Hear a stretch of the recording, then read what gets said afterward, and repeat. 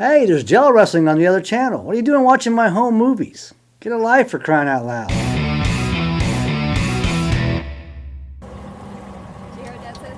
What's that? First morning in the Bahamas, we wake up late. Really late. Like shot out from traveling kind of late. So lunch is usually breakfast.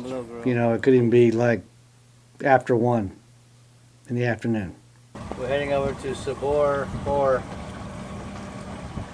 lunch. Yeah, lunch.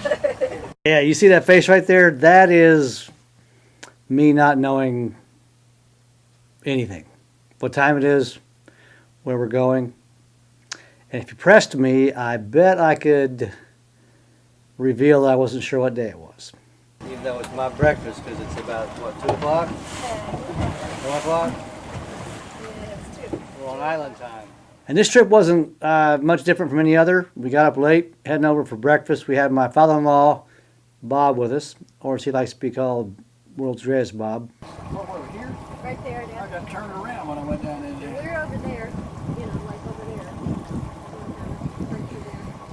there. Yeah, and that face right there, you know, I was uncalled for. I'm a little exasperated. My father-in-law was correcting me about the boat rocking. Said if you trimmed it out more, or better, you wouldn't encounter that rocking. I'm like, this is the ocean. It's not like Cumberland. Big boys play here. You're going to get a little rock. So we had this small mutiny on the boat. Of course, I lost. And we headed over to Sabor for breakfast. And Sabor sits on this piece of land called Pelican Point. Maybe Pelican Bay. Doesn't really matter. It's not like you're coming tomorrow or anything. But the cool thing about Sabor is it sits right on the water, and you can pull your boat right up front. And the neat thing about that is my boat's real close to me while I'm eating, and I can look at it, and it looks bigger than the boats that are off in the distance in the marina behind it. And one of the cool things about Pelican Point is it's done in this Dutch colonial architecture, and they've built this rainforest kind of around the hotel and the restaurant, and there's lizards and all kinds of things crawling around, and a pretty cool pool. And lots of water, and there's always folks milling about, and there's a bar right there that you can have cocktails and overlook the marina, and we just went for breakfast. No cocktails. Not that early. Not anymore. So after breakfast, we always do the obligatory cruise through the marina, and we check out the boats and yachts. Those guys are swapping the Mystique. What a piece of crap. And usually I'm pontificating about something I know nothing about, which is the yachts. And people on my boat usually assume that I know what I'm talking about, so it's kind of fun.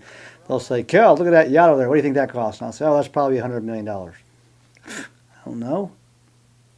How big is that boat? That boat right there is about 200 meters. Yep, meters. A little less than a foot. So when we go up the canals, people will ask me the same kind of questions. They'll say, look at that house there, Kel. How much does that house cost? And I do my best. I try to be like Rain Man, and just, if you ask for a number, I'm going to give you one. It may not be the right number, but I'm going to give you one. So after we left Sabor, we decided we were going to go check out the canals rather than go out to sea, which is cool because that means you're going to have smooth water and you don't have to worry about much. You just kind of cruise around at the breakneck speed of maybe 1-2 knots. We're out cruising the canals, admiring the homes. Not shopping, just admiring the homes. Nobody's allowed to shop right now. Room for a studio. Driving around looking at houses, and I'm joking that no one's shopping, and the next thing I know, coming out of my mouth is, look at that house, that'd be great, room for a studio, blah, blah, blah. I'm like, what are you doing?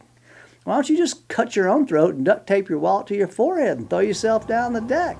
Nice boat.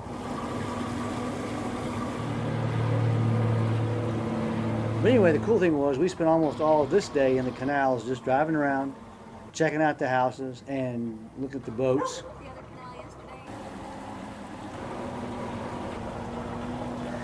And we did that until close to sunset, and then someone said, hey, let's go out to sea and watch sunset.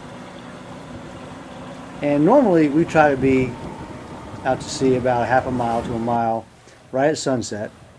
And it's kind of neat. We head out there and we cut the engines off. And as the sun goes down, the sky gets beautiful and everybody gets really quiet. Starts whispering.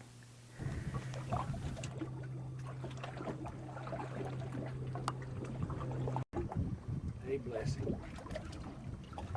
And I'm not sure why we do that, but that's just what you do at sunset on the boat.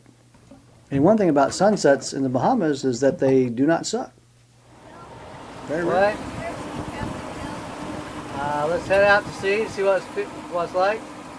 All right. So the next morning, or after breakfast, we decided to take the boat down to the west end, Old Bahama Bay. It's about an hour and a half ride down. And when we got out to sea, it was a following sea to the west, meaning that the waves are moving in a westerly direction. So the cool thing about that is, if you trim your boat out just right, you can basically surf on top of the waves wherever you're going. And it's kind of a cool feeling, and it's very smooth, and it's a lot of fun. So we made our way all the way down the island, and we went through the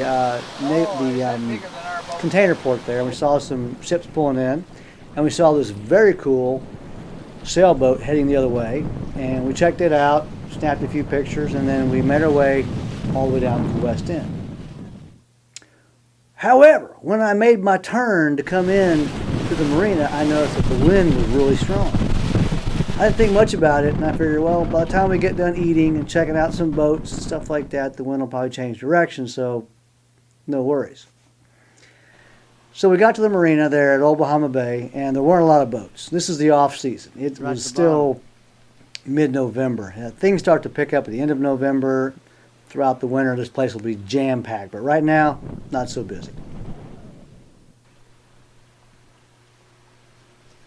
So we tied Susie up all by herself over there, all lonesome. And then we went in and had lunch at this little, kind of like a barefoot beach type restaurant that we know about. Food's great. And while we were waiting on our food, I went and walked around, took some pictures. So I'm walking up and down the beach, and I see the remnants of the party last night. There's all these chairs in the water. It looks like folks had a big time. That's what I call a party. And I'm checking out the boats that they have there at the resort for folks to rent. And I talked to these two guys that had been out sailing in a catamaran, and they were pretty frustrated because they couldn't really put the rudder down because it kept hitting the bottom. And they were out as far as they wanted to go, which is pretty far, and they were still hitting the bottom. And I just said, yeah, you know, basically you can walk out there. You hear that wind? Yeah, I hear it too. I was thinking about it during lunch. I'm thinking it's going to be rough on the way back, bumpy. So what do? Well, this is what you do. You stay as close to the island as possible. But the flip side of this is it's the Bahamas. And if you're close to the island, you're in dangerously shallow water, really shallow, where I could run aground. So I have to follow the reef all the way back to the kayak.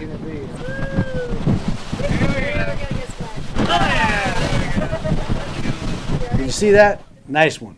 Completely out of the water, engines and all.